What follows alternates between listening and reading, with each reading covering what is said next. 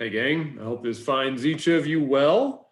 I am jumping in for the recording this week right after on the heels of us meeting Saturday. So I appreciate everybody's full focus and attention. I felt like people came prepared to work and partitioned out space and time to be a part of group learning and the group experience. So thank you.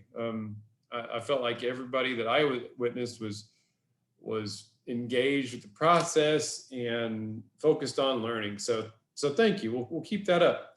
We'll do it again in a couple of weeks. So these next 2 weeks, we're gonna try to put more skill in and intention to our delivery.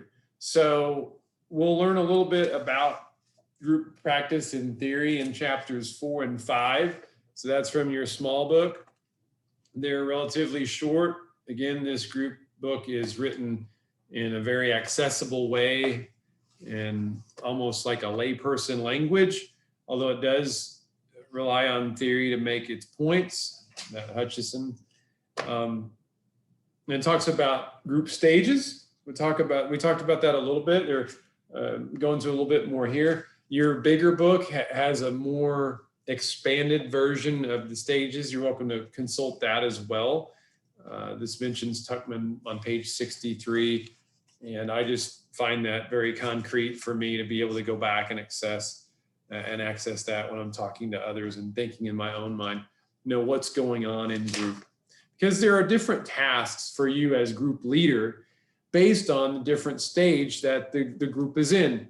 If the group is in a storming stage where people are fighting or not really adjusting to the norms that you're trying to set as group leader, then, and each of you, you created your own rules today. So each of you are trying to help people adjust to those rules, that culture that you set. You have different tasks. And so if people are a little bit scared to engage, and then you're doing more micro skills, doing more creating of safety. When people may be being difficult, it requires more from you, and we're going to talk about that in this lecture. It requires more from you as the group leader.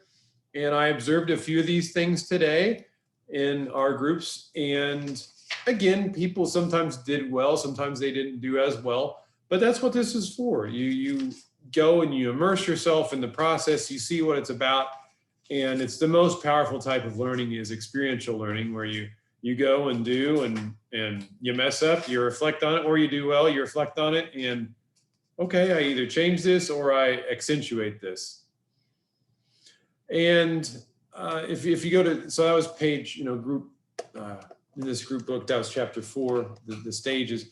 Going on to chapter 5, we talk more about some nuanced theoretical and operational ideas when group is actually functioning, the dynamics of group.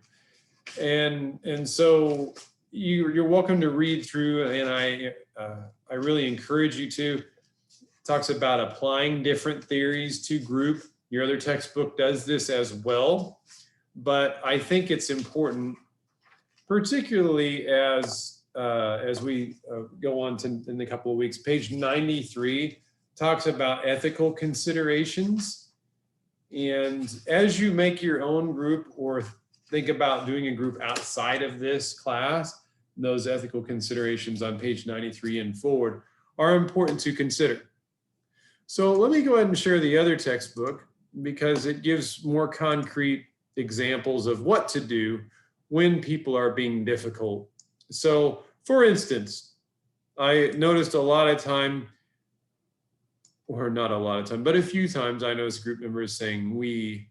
Like for instance, in one group I observed, it was talking about challenges that clinicians face. And one person said, well, we should take pride in the accomplishments of our client. And I can see the merit and the value in that statement. As a group leader, and you hear a member say something like that, this gives you an idea of what to say in response. So what do other people think about that was just made? You agree? You disagree? I'd like to hear other people's perspectives. So when you hear that we language as a leader, what do each of you think about that statement? The way to combat that. I think I use use I language, which is good, but that way the group leader is more directed and pointed in that response. And maybe another group member speaks for someone else. Well, I know that Julie feels the same way that I do. Well, let's check in with Julie. Julie, tell me about that. What do you feel about that statement? And it gives another example in this. Maybe a group member behaves in an entitled manner. The person tries to monopolize times, or maybe what I've seen in real life is, anybody have that one friend who's a one-upper, who you tell a story and, oh, I did this, and then it's a one-up kind of story, like, oh, well, mine was a little bit better. So there are different ways of responding to those type of behavior.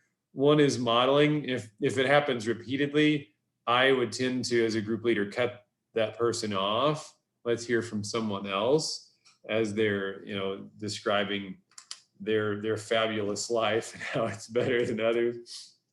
Or monopolizing time. There's ways of cutting off and hearing from other people. And you'll know when it happens.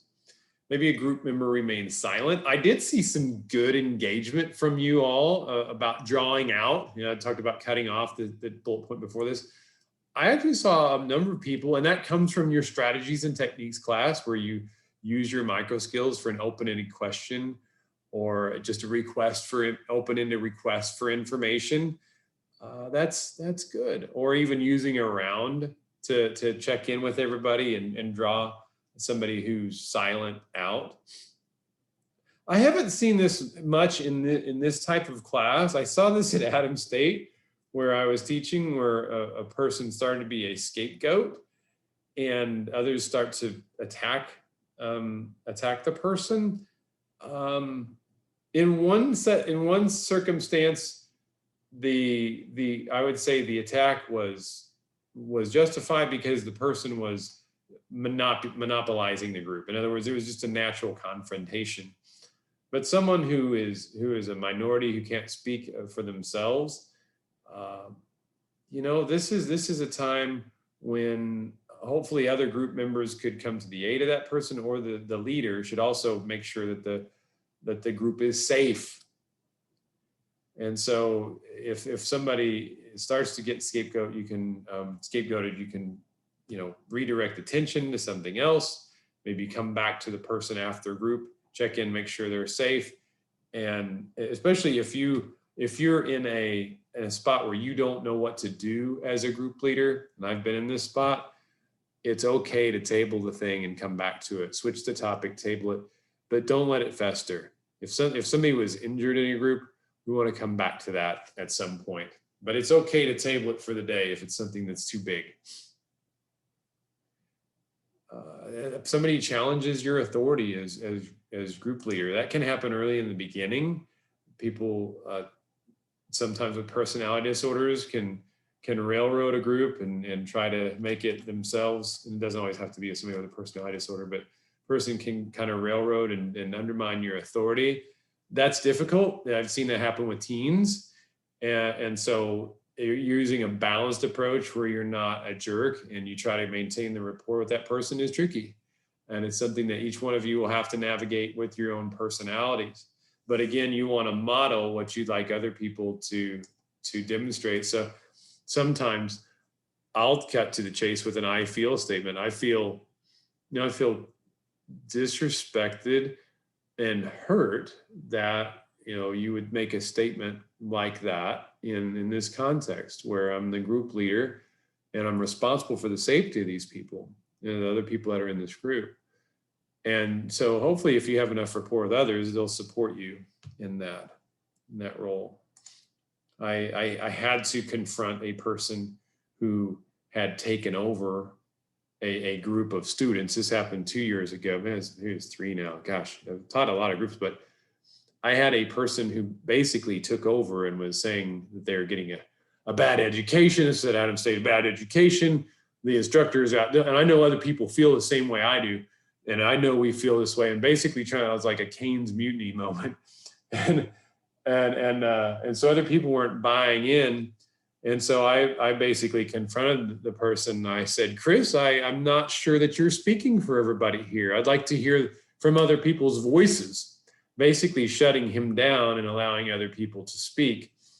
And that tended to turn the tide away from this person who was railroading us. Anyway, I did see this a lot. This next one, I saw this a lot today. A group member focuses on things outside of the group. And so at times I think I was pretty abrupt. We had gone over time in one group and we were going off on tangents. And I just came in as this instructor and just said, we need to stop. It's sometimes I'm okay with you just drawing attention to this, like subtly saying, where are we at with our conversation right now? What was our intention? Where were we going with our goal? And how far are we from that goal right now? How does our topic reflect our goal? Maybe just subtly, that way you don't put a person really on the spot who's maybe monopolizing, or several who've taken the group in a different way. Just gives in people in this circumstance where you're motivated to be here, that's going to change the tide. So group member seeks the approval of leader. You're welcome to read through that. I don't see that too much, although I have. A group member says, I don't want to hurt her feelings, so I won't say what I'd like to say. That's a setup. Oh my gosh. So we're about constructive feedback. So tell me more, phrase that in an I statement. Don't let that go. Don't let that passive aggressive statement go, but help them phrase that in a way that is not hurtful. And the I feel statement is a way to do that. And then you're mediating between two people. Group member suggests his or her problems are someone else's fault. Oh, wow, this is a big one, especially for substance use addictions counseling, domestic batters counseling. It's always somebody else's fault. That's blocking. And so trying to help that person take responsibility is important. And so you don't necessarily completely empathize with that person at that time. So what can you control? I usually ask in that situation, what can you control? What's under you? And therefore the group members help that question, because you'll have many people usually, this person is deflecting. They're not taking any responsibility for themselves. So it's there are different ways of dealing with things. I'm not going to go through all of them. Those were a few. It talks about use of humor, discrepant behavior, rambling. So there are many things, and I wouldn't say this is not a difficult member.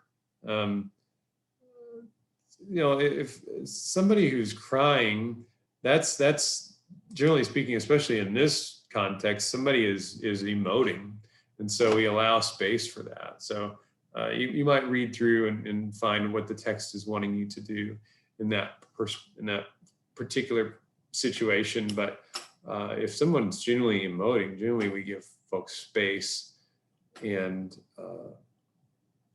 allow them to be, and then allow others to kind of come to the support of that person.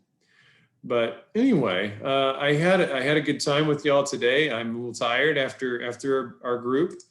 Let me go ahead and share what we have on Blackboard. And so that would be here. No, it wouldn't. This is the wrong class. Is that from 2020? No way. It is from 2020. Hold on.